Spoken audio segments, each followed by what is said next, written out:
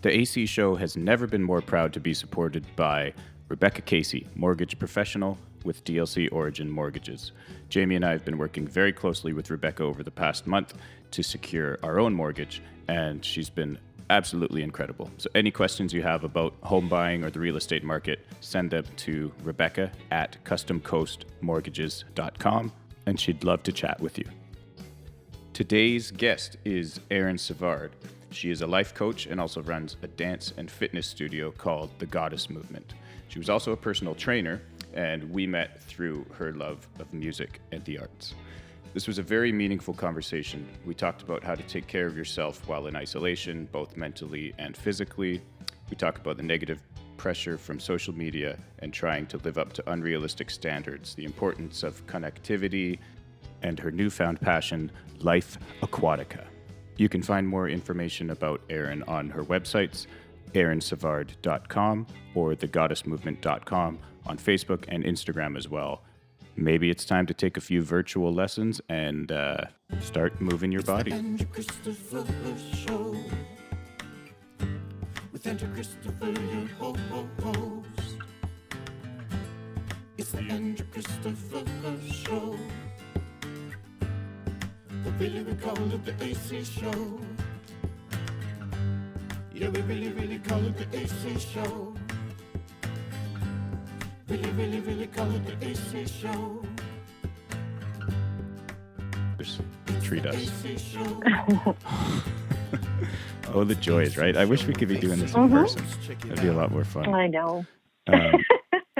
So, as a way to catch up, what, asides, from everything, has been changing in your life over the past couple months, and especially what's been most challenging, whether it's in a personal or professional side of things for you? Yeah, professionally, it's been a challenge just to shift to virtual classes. With my studio being all in-person movement and dance classes, we've been having to educate our clients on technology that they may have never used before. People are working on outdated Wi-Fi connections. And like so us? It's just a huge, totally. It's just a huge barrier to engagement when things are it feels like an uphill climb for a lot of our clients and my staff for that matter. They're all having to learn how to use platforms they've never used before, and same, their computers aren't used to processing hour-long videos and all of that. So, maintaining, I think, a grounded and compassionate space for a lot of people has been a huge challenge for me. And then, at home, I feel like everybody's in my business. Oh, totally. I'm so used to working from home during the day, and the house is mine. And, now it's like everywhere I'm never alone. I'm never alone. That's a weird part of all this. You love all the family time, and because half the time when you're working so much, you're like, oh, I just wish I could chill out with my family, and not have to go to work. And now so many people are like, okay, that might be enough family time for now. Let's go back to work. I like you all better when I see you less.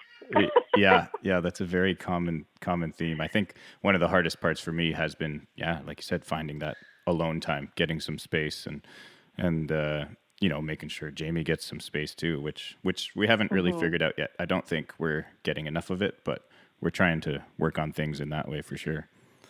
Yeah. And then you guys have young kids, and that's a whole nother, mix of the pot, because my kid's 15. So for the most part, he has his own interests and he enjoys, keeping himself busy. And, but, having little ones that really need all of your attention, and they need it all the time. Yeah. Mm-hmm. So business-wise, you have started online classes. What types of dance and workouts are you mostly focusing on right now for those classes? Well, we've got kind of two things running. So one of our dance programs is a performance program as well. So they, 2 hours a week, and they get one pre-recorded video that they can do anytime during the week. And then they have one live meeting. Yeah. So, they're getting both ends. We've put together a new platform for online classes that are not live. They're pre-recorded. So people can go and purchase classes and can do them as many times as they want. And those ones cover all kinds of different stuff. So strength training, flexibility training, creative movement, heels dance. We're just finally getting something together for all of our pole students. I feel terrible for those students because we went for a full year not having any pole program when we went through my business shift a year ago, and we just got them back in the studio and they were super excited. They were doing pole for 5 months. And then we're like, okay, sorry guys, just kidding. Oh no, that's really too bad. Yeah. Jeez. Yeah. So we're getting there, but for us, it's definitely a mix of pre-recorded stuff as well as live online Zoom stuff. I think that's really smart for sure. The pre-recorded ones. I'm guessing you can get a bit better quality video and audio put up as a pre-recorded lesson. But then these kind of things like the live in-person stuff is when you really can help someone teach them if they need, if they have questions or whatever. So. Totally. It's that sense of connection. And, because community is such a big part of my studio, people really miss that, being able to see other faces and having those chats. So having the balance of both is definitely good. People feel like in the Zoom classes, they can, catch up and be part of something that's bigger than them. And then, our students that are also engaging in the pre-recorded classes, it's just that they don't have to worry about video lags. They don't have to worry about bad Wi-Fi. They can stop it, rewind it, do it as many times as they want. So it's helping them develop in a little bit different way that they couldn't in the classroom, which is also kind of cool. Yeah, that is really neat. Yeah, there's benefits to both for sure. I appreciate what you were saying about people, kind of chatting on Zoom during the class or whatever. One of my favorite things of my live streams that I've been doing is going back and reading the comments where people are kind of chatting to each other, or even people who don't know each other. They're starting to chat and just make some kind of connection. It can't replace the face-to-face stuff that we're missing, but it's at least something. And it's, it's really nice to see. I love going back and reading all that. For sure. What's the hardest part? I know you said kind of finding your alone time in your space, but, mentally, how are you doing with all the isolation and what's been most challenging for you in that on a personal level? I think for me, I also do life coaching. So part of my daily routine is a lot of awareness, introspection, that sort of stuff. So I was ready for anytime we're forced to be by ourselves. There is a bubbling up that starts to happen of things that we've been suppressing, right? Things that we've been using distraction to get away from, things that are uncomfortable, we don't want to face.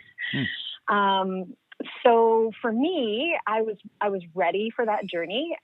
What I wasn't ready for is what actually came up. Like I knew stuff was going to come up, but I was just like, oh shit, this is stuff from like, ooh, can I cuss? Oh yeah, for sure. Okay. I was like, this is some old crap that I thought I had dealt with, and now it's showing up in a different way because of kind of where I'm at in this, place of there is no distraction. Yeah. So that's been really interesting to kind of digest. But I find that what's the most difficult for me is, like we just talked about, having that downtime, because I do spend so much time in that process of looking inside and trying to create awareness. I find when there's so much going on around me in my house and so much, I call it like audio garbage, like audio, it's just too much, right? Like I've got the video game going. It's just like too many cross-interfering things that aren't harmonizing. And then, my kid needs help with this, and Randy needs help with the website things and all of that. So that's probably been the hardest for me, is finding that space to like process my shit. Because normally I have a lot of time to do that. Yeah, interesting. Because you would think, well, and like everybody thinks, we've got so much time to sit at home and do all these projects, or, read these new books or learn a new instrument or something. But it seems like you don't really have that time. It's like you're isolated, but you've still got so much going on around you that you can't really, and you got to be easy on yourself. I guess that's what everyone's been saying is, Totally. don't take too much notice to those posts saying, hey, you've got all this time to yourself, do something with it. No. There is opportunity for that. And I've been learning a lot of new stuff myself, but it's, you got to find the balance where take it easy on yourself. If you're having a bad day or if you aren't figuring something out, then don't worry about it. Totally. I think, there's this pressure, and social media is a huge part of that. There's this pressure to always be something. And you've got to either learn something new or come out a better person, or, you've got to drop weight, or you've got to create a new workout program, or you've got to learn how to cook, or, all this crap. And we just get bombarded by it. And so we feel like we're living up to this ridiculous expectation of every single person's best trait quality that we're all trying to imbibe at the same time. And it becomes overwhelming. I think compassion, like you said, compassion for yourself in your own journey right now is gigantic. And starting to separate from some of that comparison is so, so important. Yeah. What about yourself on the physical side of things? Have you been going out hiking, running, doing home workouts? What's that looked like? When we first got into all of this and we could go out to a lot of our favorite nature places, that's always my go-to. I love being outside. I love, using nature and being in nature. We went on a lot of hikes, a lot of trail walks along the river. And it's really easy for me to find ways to work out when I'm outside. It's being inside without structure that is very challenging for me. I spent a lot of years in the gym lifting weights when I was younger, and I got burnt out in a big way doing traditional weight training exercises. And so that was kind of the launch of my studio, is moving in a totally different direction in terms of movement, having it be creative. So I went for about probably 3 or 4 weeks of trying to smush in these exercises, and I hated it, aside from the fact that I got to share time with my kid. But I finally, same thing, was like, why am I doing this? Why am I putting myself through torture when I could be doing something else? So I started going back to yoga and doing some yoga stuff, and it feels so good in my body. And that's one of the things that I talk with my students a lot about, is letting your body lead, tell you where it wants to go, instead of our brains telling our bodies what they need to do all the time. Yeah. So that's been really helpful, is just letting that go and going, why am I doing this? If it doesn't feel good and it's not fun right now, why am I doing this? And going back to something that feels good in your body and makes you feel excited about doing it and good when you're finished. Yeah. I had just started going to a couple of yoga classes, or at least one a week anyways, before things started getting shut down, and then they did. So I stopped that, but I've got a few weights at home that Jamie found for free. Somebody was giving away. So we've both been doing stuff around the house, but at the same time, not forcing anything. If it's an off day, then just, don't even worry about it. Yeah. It's, who the fuck cares if you gain weight right now anyway? Yeah. Right? Yeah. Why are we, I get that we're supposed to be, worried about our health and concerned about our health and feeding into it. But honestly, people forget that part of your health is actually letting your body rest. And sometimes it means being fluffier than normal. And that is absolutely okay, because there's certain things about when you feed your body in a certain way. Now, emotional eating is a totally different thing, but there are times when I really need comfort food. And I find when I'm doing those things, when I'm baking cookies, when I'm making pizza, all those things that remind me of my childhood, things that bring my family together, food that they love, that is feeding me in such an emotional way that is fulfilling. And I feel better about all of it. And if at the end of the day, I put on a few pounds because I'm feeding myself in a way that fuels me in other ways, so be it, man. It's so temporary.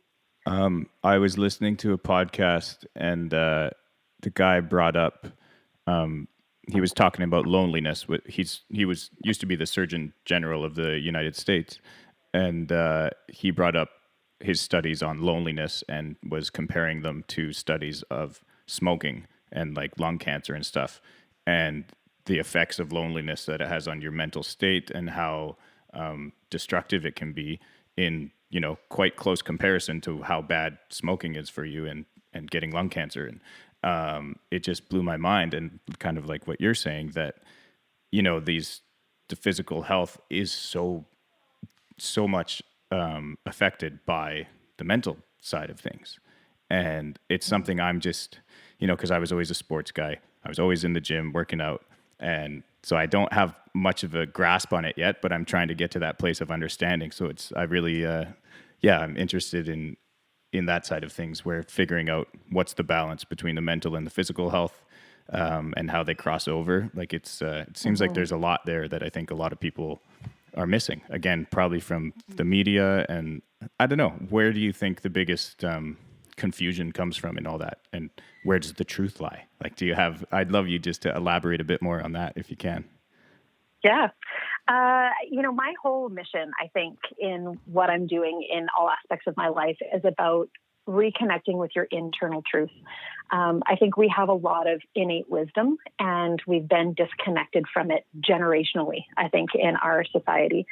And we don't learn from a young age. We don't learn from wise people around us how to tune in and understand what our body is asking for, understand where our mental state is and how to feed it and serve it, understand how to process emotions in a healthy way, even understand how to connect with others in a healthy way. And for me, I feel like that's what's missing. You were talking about loneliness, and Brene Brown is another favorite author of mine, and she talks about the difference between being alone and being lonely. And just because you're alone doesn't mean you feel lonely, because you have the ability to connect within. And as soon as you do that, you have the ability to connect outward. And for me, it's that disconnection that's causing such great dissonance for people right now. And then they're looking outward for all the answers. They're hiring coaches, they're getting into programs, they're buying, pills and supplements and all of this sort of stuff, when really, if we can be guided to understand the signals that our bodies are giving us, whether it's physically, mentally, emotionally, then you can learn how to process and nurture those signals in a way that's going to bring you back to health and harmony, instead of further away from it because this person on the outside is telling you this is what you need. So it's a bit of a convoluted answer, and it's a big one, but I feel like the more we can understand our own journey and our own path and our own bodies, the more we can start to guide that in a way that's going to serve us really well. And then we can look outward and go, okay, does this thing make sense to me? Like, this is what I'm hearing out here. Does this make sense to what's going on with me and how I'm feeling and the history that I have with myself? And I used to work as a personal trainer, and that's why I got out of personal training, is because people were looking to me for all of the answers. And it drove me bonkers that people weren't taking self-responsibility. It's like, why are you here? And more times than not, they were here because something on the outside told them that they needed to be thinner, stronger, leaner, faster, blah, blah, blah, rather than them internally going, I have desire to do this thing. Mm-hmm. So, yeah, it's not an easy answer, but it's what I think is kind of the underlying challenge with a lot of the things that we're seeing right now. Yeah. It's and that's great. I love hearing this kind of stuff, and it just makes you think about yourself. And then I'm like, okay, so yeah, why? One of the big questions I have been thinking about is, why am I so competitive, or why do I need to compete? It's just the cliche thing that, it just makes me feel good. I like competing. But I don't know if it does make you feel good or what it's actually doing. And so I'm not ready to give it up yet. I still, because I enjoy the sports, and even just competing with myself on a run, seeing if I can do it quicker the next time.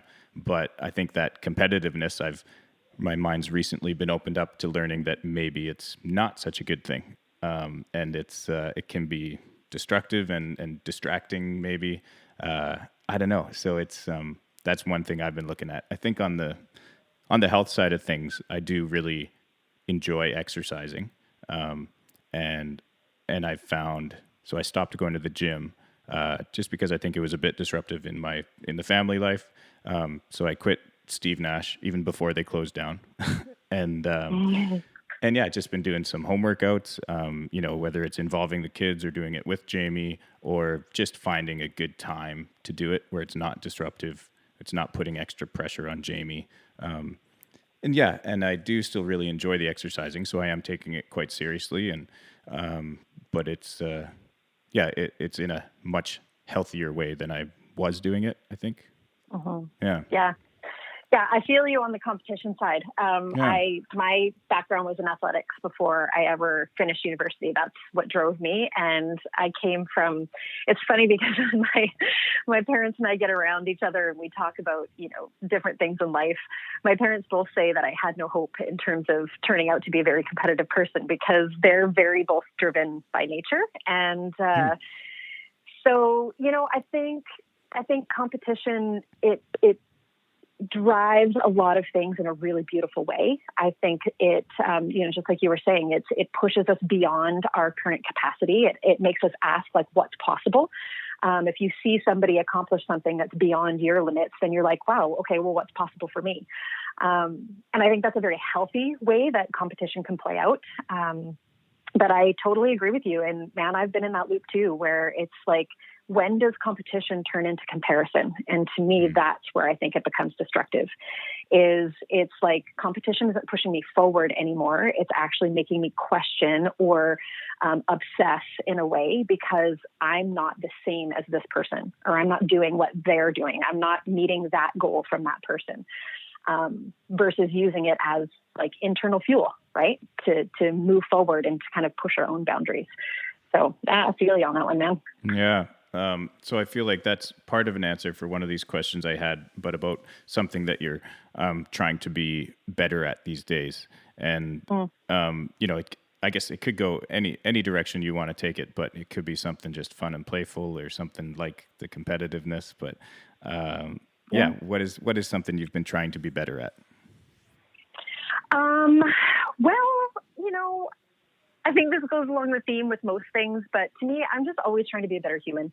I think what I'm going to call the human condition that we're in, these incredibly emotional beings, I find that it's just a lifelong journey, and it's becoming more of a fascination for me. I'm always asking what's underneath things.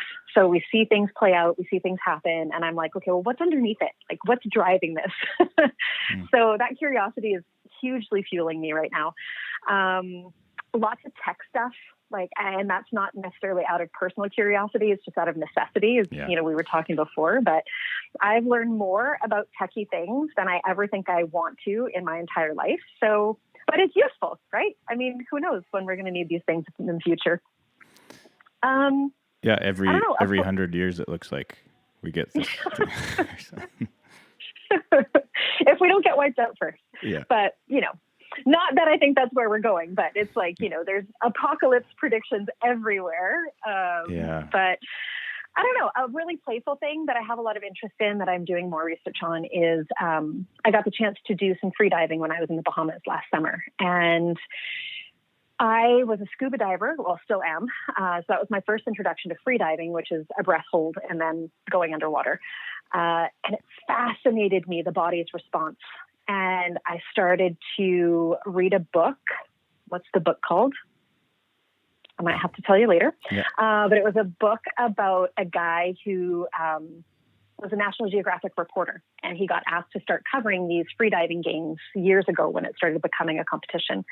And it was his journey about understanding the body's response to breath hold and actually the physical response to being underwater and underwater at depths. And I was just like, holy crap, we are actually aquatic creatures. And not getting into the debate of, were we, designed or did we evolve? But I do think we were meant to be in the water. And I think we have spent a lot of time in the water in years past. Really? Evidenced by all of these physiological changes that naturally happen to our bodies. And we didn't know that until we kind of revisited this skill of diving at depths. And I say revisited because there's been societies around the world that do this for fishing. And there's one society, I can't quite remember where it is, but it's all women that do this diving. And their eyes have actually changed. They've adapted to being able to see better underwater. Their lung capacity has changed. Their skin, the way their skin deals with temperature change has changed. And it's fascinating. So anyway, there is a guy who is doing some online breath holding classes now that everybody is in isolation. So that's something that I'm checking out more about. How long can you hold your breath? You know what? I haven't timed it yet. No? But No, the video that I did, there was a video that somebody took of me when we were diving in the Bahamas. And I think that video is about 1.5 minutes. Wow. But that was with me diving I think I was about 60 feet before I came back up. So, wow. Yeah. And I wonder, is like timing yourself a bad idea? Like, does that, I don't know, because would you push yourself too hard? And what is some of the risks? Like, is there, or do you just pass out and then wake up kind of thing if you hold your breath too long? Yeah, if you're on land, if you're breathing air, worst case scenario, you pass out and then you come back to. Like, is that like every time? Like can you hold your breath long enough to kill yourself? No, because there's an actual turn off switch that happens where you no longer have conscious control of your breath. Yeah, right. So that blackout period is when your nervous system takes over and it's like, this is not good. So we're going to make this stop so we can go back to actually living. Yeah. But when you're underwater, there's a lot of other, risk factors, especially, when you're going to competition depth, which is insane amounts of, hundreds of feet beneath the water. It's mind blowing that people can do this. But for basic recreation stuff, I mean, worst case scenario is you stay under a little too long and you aspirate some water, and hopefully there's some people on the surface that pull you back out and you just let your lungs dry out and off you go. Wow. That's crazy. Yeah, it seems. And so what, you're diving down, are you trying to get something or just touch something, or do you just go down and then back up? Like what's... I think every person's motivation is different.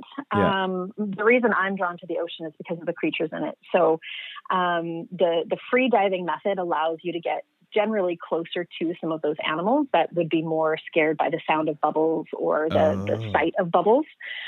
And you become more streamlined too. So your ability to get in and out of places without all of your gear is a little bit more accessible. And so for me, it's all about seeing the fish. It's about seeing the coral. It's about when we were in the Bahamas, we got to see nurse sharks and stingrays and stuff like that. And they typically don't like a lot of bubbles, especially when there's a group of people around. So it makes a few things more accessible. And it's to me, the process is also it's a bit of a mind fuck to me that you can be underwater and you can hold your breath and you can hang out with water creatures. Mm-hmm. So understanding the mastery of how your body is capable of doing that. And again, coming back to, okay, well, what are my limits and how can I start pushing this? And how can I start, moving into a world that technically we're not made for? It's that part to me, but it holds sort of a spiritual component. It's not just the physicality of being underwater at that point. So yeah, totally. It leads nicely into something else because it was recently Earth Day, and I felt like you would be a big fan of the Earth and this kind of thing. And so I'm guessing, is water your favorite place? Like I kind of was structuring it like, the mountains or the forest or beaches or the rivers or lakes. And is for you, your go-to, like, would it be the ocean being underwater or as your favorite part about this beautiful Earth of ours? Yeah, 100%. Yeah. I was fortunate enough to grow up on the water. We had a sailboat when I was younger, so we spent a lot of time in lakes along the coast of California camping. So yeah, the water's always fascinated me. And I'm starting to realize that the older I get, I feel like it's probably going to be retirement, but I'm going to be moving into hopefully doing more education. I love sharing the little tidbits about what's in the waters of BC because a lot of people don't know how diverse and beautiful it is. Like we have some of the most diverse and diverse species as well as colors here in BC that we do even in the tropics. And a lot of people don't realize that because it's cold water and a lot of people don't like to dive in cold water. Well, I was going to ask that as well. So are you doing much of this around here or is it weird right now? Or is it's a good place to be? You're pretty far away from everyone if you're 60 feet underwater. I don't know. Yeah, I mean, the challenge for me is the dive shop that I'm connected with. They're not running excursions right now because of the close proximity, the equipment, all that sort of stuff. So it's not happening now. If you were a proficient diver and you had a buddy and all your own equipment, you could definitely go. But winter is actually one of the best times here in BC because in the summer, the water temperatures raise a little bit. And with the sun exposure, the first 30 feet of water starts to get really bloomed with algae. So the visibility is really kind of crappy. So as long as you can handle basically descending into nothingness for about 30 feet, and then as soon as you get below 30 feet, it's gorgeous. It's clear and it's beautiful and you can see everything. Winter is really good. With the winter time, same thing? Is it you'd like to do it without any equipment, kind of the free dive thing, or because of the cold temperatures, do you need more equipment? I haven't done any free diving in BC. There are some places on the island that teach it. But yeah, cold would definitely be a factor. Learning to free dive in the Bahamas was a treat because you're just in your swimsuit. It's comfortable. You don't get cold. But scuba diving in BC is great. You need a dry suit and, I can stay down for a full tank of air, which for me right now is probably about 40 minutes, without getting cold. So it's nice. Wetsuit diving in BC it's not as much fun. You get cold fast. Yeah. So I was thinking about this for myself after I kind of came up with this question for you. And I love being by the water. Like I love the ocean and the lakes, like especially being out here in White Rock. Like I've started making my loop so I can at least see the ocean. And I love that. I love being close to the ocean.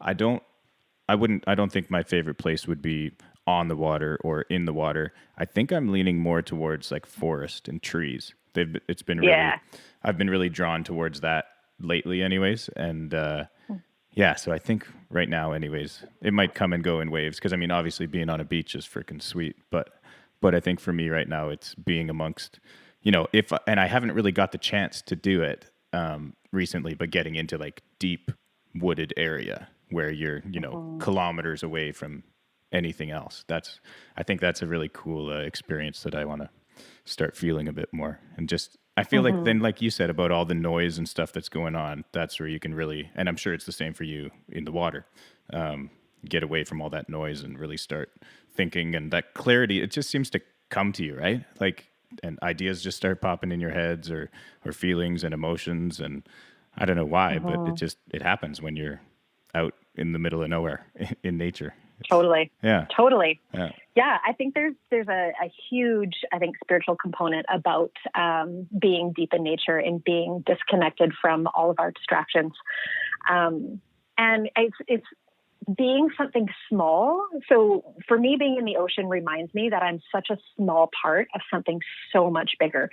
And that underwater in particular, like the underwater space doesn't need me to survive. It doesn't need humans. And out of water space, no different. But for me, this is what I think about a lot. Like I get under there and it's humbling to me that I can observe what's going on down here and that I could be totally irrelevant and everything will go on just fine. So there's a moment of humbleness too, right? And respect that comes from understanding that none of this needs me. None of this needs any of us. It will continue on and it will be perfect and it will be in harmony. And, we're a little bit of the black spot, I think, in how Mama Nature is trying to function right now. But I think being part of, like, realizing that you're a small part of something so much bigger, it lets you tap into that. I think that oneness that a lot of people talk about is that we're connected to everything, and we're part of everything. We're not. It's not our domain to rule. Yeah, and that's another tough concept to wrap your head around. This one was not on the docket for today, but I feel like you'll have some good insight, or at least good opinions on your thoughts on the afterlife or death. What kind of understanding do you feel you have about that? Maybe understanding's not a good way to put it, but what are your thoughts on an afterlife? I don't know. I mean, I grew up in a family that, wasn't overly religious in any way. I went to church with my grandma. I went to get the orange sherbet ice cream afterward. And then when I went into university, I distinctly remember I was sitting in my anatomy and biology class. My degree is in exercise physiology, so I had a lot of these classes, but this was I think it was a 200 level anatomy biology class. And I remember the instructor I had was a nurse, and she was sharing a lot of her stories about when she was nursing and making it relevant to what we were learning. And she started talking about the endocrine system, which is your hormone system, the organs that produce the hormones, how those hormones trigger your body to do other things. And I had one of those moments where it's like everything went dark around me except for her. And she was talking about this stuff. And it was just like this mind-blowing experience of understanding how perfect we are put together, and that it couldn't have been by accident. Like, there's no way that all of these things can happen without us thinking about it, without us needing to do anything. There's no maintenance involved, and it functions perfectly. And I'm like, okay, that was my first kind of inkling that either there's some sort of design aspect going on here, or something had its hand in this because it's perfect. And so that launched me into this journey of, okay, well, what is that thing, right? And in university, there was a lot of actually exposure to different churches and beliefs and religions. And so I kind of went down that route. And my roommate was Catholic, and I went to a Catholic service, and it scared the shit out of me. I was like, this is fucking weird. I can't do this. And a lot of people can, which is awesome. So it's not a dig on any religion. It was just like, okay, this is not for me. And so then I started going to a non-denominational Christian church, and I was like, okay, I can jive this. It was a young pastor, and he talked about a lot of the things that nobody wanted to talk about. Talked about homosexuality and how to love everyone, and it's not our job to judge. He talked about sex before marriage. He talked about all the things in a loving way, and I was like, okay, that's cool. So then I kind of went down that route and started diving into that. But then I had so many questions, and there were so many questions that nobody could answer. And so then I started to diversify kind of what I was experiencing, what I was looking into, the very long way to get to the point of.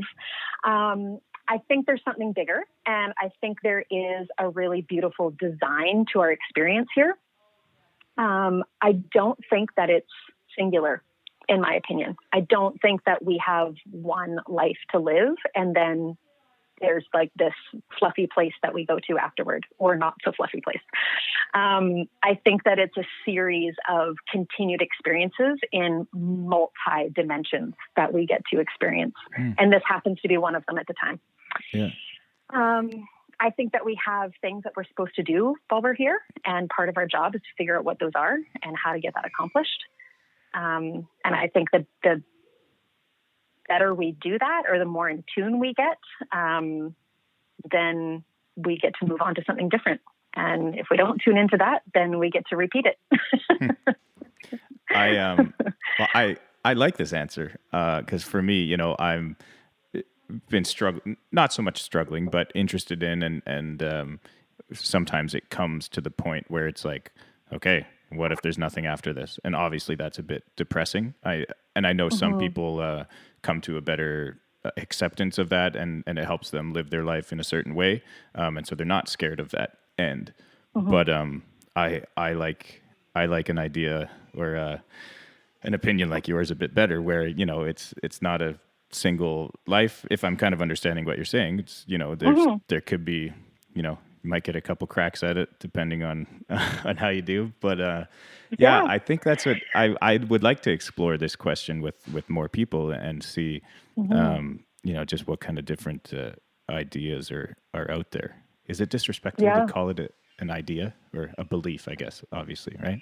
Yeah. I don't think so. I mean, I think they're all ideas right now because nobody has the answers, right? Yeah. I mean, I read a book, and this is kind of what kind of made me turn the corner into looking into other things, but I read a book that was written by a neurosurgeon who contracted a really severe and really rare bacterial disease. And his book was about his journey into basically his near-death experience of being in a very, very deep coma, and what that looked like when he was in there, like what his experience was and where he thought he was, where he thought he would be going, and how different it looked. And then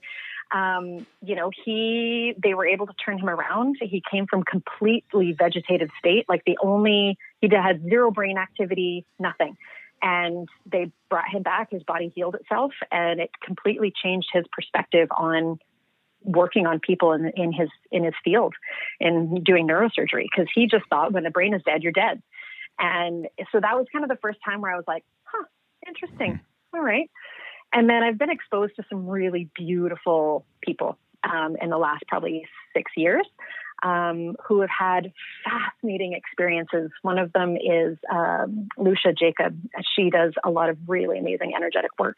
And she has studied with tribes in like remote parts of the world.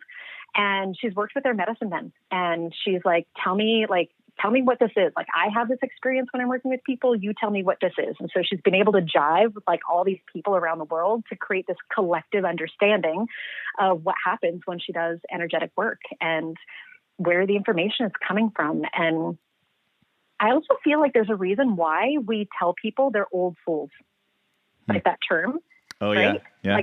Like my kid is one of those. Like when you meet my kid, nobody thinks he's 15. I mean, part of it is that he looks like he's older than he is, but he has this really interesting emotional grounding and wisdom about things that are beyond his years. And so I think there's a reason why we use that term when we tell people they're old souls. It's like they came into this existence with more than just being a brand new baby who knows nothing. You know, it's like you look into them and you're like, you've been here before, or you know things that you shouldn't know right now. Yeah, I don't know. That's really. It's a cool way to think about it, for sure. One of the, for some reason, this came into my head. Could kind of started off almost talking about the evolution or, being in the water, and I was wondering, why haven't we figured out to just give babies teeth right away? Because Ledger's teething right now, and so he's up like every hour, and I'm like, why don't they just be born with teeth? That would be great for parents, and I feel like it would help them maybe eat sooner or something. I'm sure there's some scientific reason, but for me, I just think they should be born with teeth, and hopefully that happens sometime soon. Right? Well, you think about like horses when they're born, right? Like they're fully functional. It's like they have to walk within the first few hours of life, and off you go. Yeah. It's weird. Yeah. But, well, we're complicated creatures as humans. We are for sure. Yeah. This one worked really well with Woody, who was just on my podcast last week. And it's cool. Mm-hmm. He said, you guys are doing some work together for your shows. He's helping out with some audio stuff or whatever. So that's awesome. I couldn't believe the coincidence when I was having you guys on back to back. But so the question is about what tabs are open on your internet browser. And let's see. I know some people will probably not even have an internet browser and they just use their phone, but I usually have a few up. And one interesting one for you to know is there's some internet browser tabs open that we've been looking at houses out towards your way. So ooh, I know, kind of that's interesting. Exciting. But anyway, I'll let you take it away from here anyway. What do I say? Okay, well, I've got probably different ones on my phone that I do have on my computer, but on my computer, I have our online class platform that's teachable. And then I have, I opened up a tab on phosphorescent algae. So I just posted on my Instagram a picture or a video that somebody took of dolphins that were swimming through phosphorescent algae at night.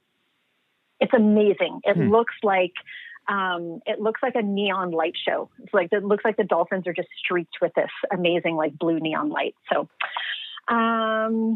just dove into looking into that a little bit more. Yeah. Hang on, where'd it go? I love that I can see you actually looking up the tabs. So it's great. I know. I'm like actually digging in. Yeah. I have Facebook open because like my business functions through Facebook. I have Canva. Are you familiar with Canva? Yeah, it's kind of for like creating posters and stuff or editing pictures-ish. Yeah, like graphic design stuff. Yeah, okay, so it's really good for people who want social media posts to be very easy.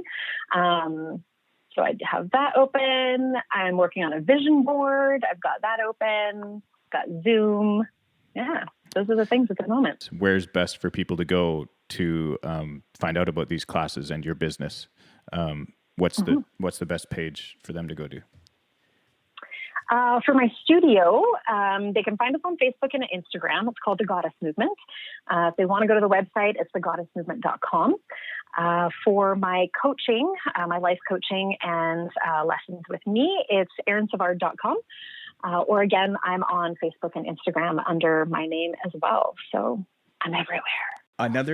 I wanted to touch on a little bit. I don't think this has much to do with age. Like, I think, there's 60-year-olds, 40-year-olds, 20-year-olds, 10-year-olds who struggle with the concept of body image and a healthy body image. And I know a lot of parents listen to this podcast who have young boys or girls who are going to be getting to this age soon. And I'm wondering what your message would be to parents to help with their kids who might start struggling with some of this stuff. Mm-hmm.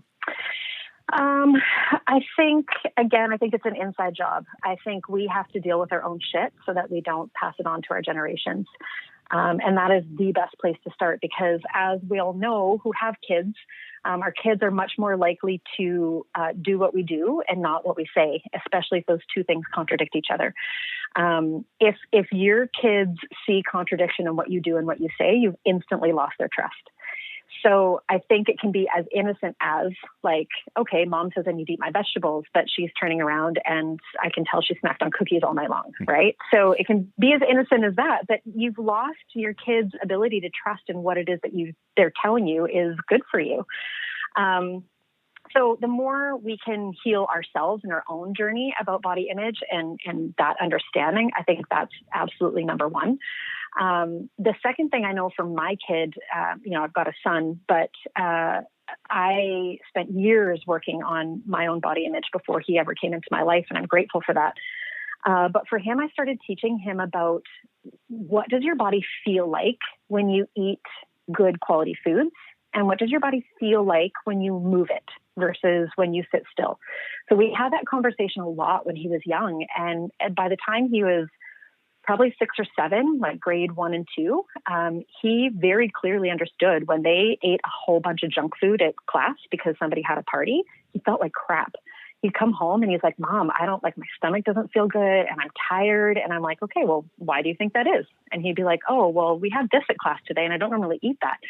So it was allowing him to connect those dots about how his body feels. And same for when he's moving.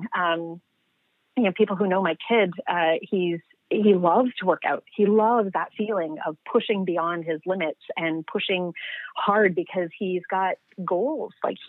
Thankfully, he's a physical kid. He plays hockey. Sports come quite easily to him. So he has a reason to want to move his body. But he knows that he feels better. He feels more energetic. His mental health is much more different place when he's moving his body and he's physically active. And he notices that a lot.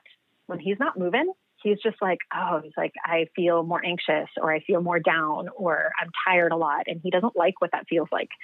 I think having the conversations around tuning in, like asking kids, what do you feel like after you ate that? Like after you ate that entire bag of chips and a bag of M&Ms, how do you feel? And then there needs to be juxtaposition in order for them to understand the difference, right? They need to also understand what it feels like to eat good foods. And then they can go, oh yeah, I see the difference. Yeah. And that empowers them with choice later on. And I think that's the other challenge, is if we don't give kids the choice and we don't let them dive into that connection, then they're just doing what we tell them to all the time. And then they don't become empowered adults in these choices either. Yeah, it's a good reminder. And you speak so well about this stuff. And so it's great reminders to hear about, following through on what you're asking your kids to do. Like even it pops in my head about, telling our kids to stay off their phone. And then, we're on our phone. And she's like, well, why? You're on your phone. And then how about more so on the side of adults? I've been thinking a lot about, men or women who maybe don't have the means or struggle to find the time for exercise, or even, if they are exercising quite regularly and their bodies aren't the way they want them to be. What would you say to these people? I think first you have to ask why. Why are you wanting to engage in these things? Because if we don't know why we're doing stuff, there's no fuel, right? We're just doing it because we're told to. So if you're wanting to lose weight, why? Like, what's your motivation? Is it because you want to look good in a bikini? Cool. Well, that's pretty fleeting, right? Especially because we only wear bikinis for a short period of time. It's also very empty. If all we're wanting to do is look a certain way, it's very empty because it's not attached at all to what you're capable of doing, what your body feels like, what it likes doing, what your emotional health is. So I try to steer people away from it being about what it looks like, and more about what do you feel like? Again, coming back to what do you feel like? And this, I think, serves the answer to the question of, well, I don't have time to exercise. Well, would you if it was something that made you feel good? So what if you just tried 20 different things over the next 2 months and then figured out, like, use that as your trial period rather than going for 2 months, I need to lose weight. It's like, okay, well, what if your goal was for 2 months, you try 20 different things? And in those 20 different things, maybe you find something, 2 things that you're like, man, I feel amazing when I do this. Either it's fun or my body feels good. And then you make those things what you choose to do for quote unquote exercise. And I say that because exercise really, it's just moving our bodies in a way that it's not sedentary. And I think we go to this thought of extreme all the time. It's like, if I'm going to get fit and if I'm going to be healthy, I have to go to the gym 3 times a week. I have to lift weights. I have to do the cardio. I have to blah, blah, blah. You don't have to do shit. Like, this is your choice. So why don't you choose to do something that serves you really well, that either brings you joy or makes you feel good? And then you can change that at any point in time. So let's say you start feeling a little bit better and you're like, yeah, this is moving my body. This feels really good. Maybe it's yoga. And then you're like, wow, like I can do a push-up now that I've been doing yoga for a while. And then you kind of are like, interesting. I wonder if I could like actually bench press something. And so then your curiosity is leading you in a certain way instead of being told that you have to do something or follow this rigid structure that worked for this internet sensation. And now she wants to sell you her program. Makes me want to vomit because it's so cookie cutter. And I hate cookie cutters because they don't work for everybody. And just because it worked for you doesn't mean that it's going to work for everybody else. And because you show up and you dieted down for 6 weeks and we can see all of your abs and you have a hair and makeup team and a sound audio person and you do this great video, all of a sudden you're telling me I can look like you. Well, I can't. Yeah. And you only look like that for the 3 days that you're filming this thing. And then you don't look like that anymore. And that's what nobody else tells you either. Is all these, fitness professionals, they diet down for these video shoots and the photo shoots that they're doing. They don't look like that all the time. So it's just a stack of steaming shit. And I feel like people need to simplify. They need to kind of get curious and go, what could I do right now? Instead of what should I be doing? What could I do? And if you look outside and you're like, it's not raining, I could probably walk down the street. Sweet. Walk down the street, dude. And then maybe tomorrow you're like, I don't know, nature sounds good. Awesome. Go be in nature somewhere. Right? If you're like, I wonder if I could do a cartwheel. Put your hands on the ground so you can do a cartwheel. Like, it's so simple and we overcomplicate everything. Yeah. And if we follow the curiosity, we'll always be led in a place that brings us joy or makes us feel good. Or it'll bring us to a place of choosing. It's like, okay, I tried this and I didn't like it. So now let's try this instead. There's no right way. Just move your body more than you don't. Good way to put it.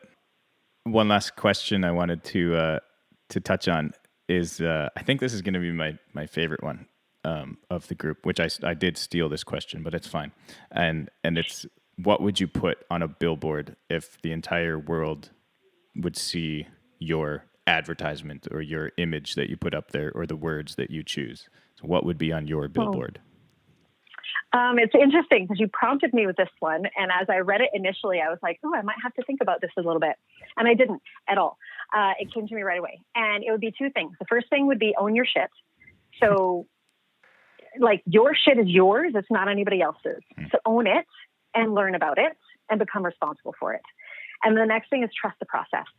I feel like we're all too outcome focused and we're too visually focused. And so we get too focused on this is the exact outcome I'm looking for, or this is the body that I want to have, or this is the job that I want to have. And we don't trust the process to get there.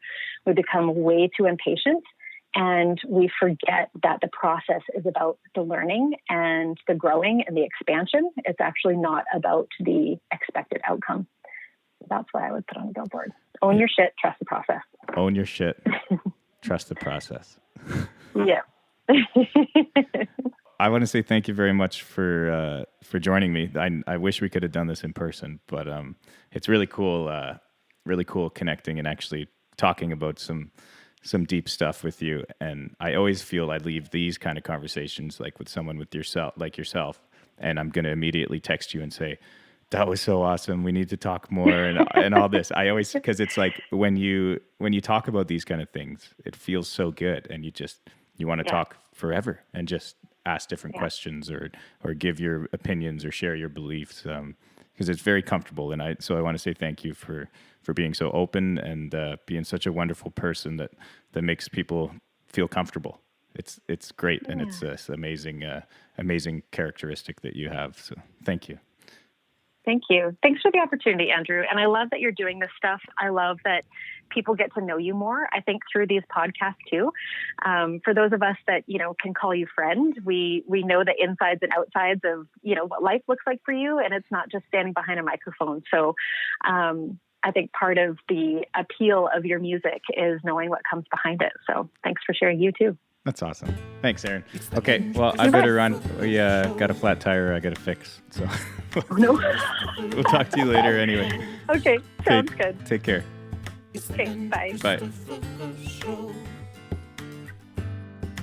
Really, we call it the AC show. Yeah, we really call it the AC show. Really call it the AC show. It's the AC show. It's the AC show with AC, your host. Check it out.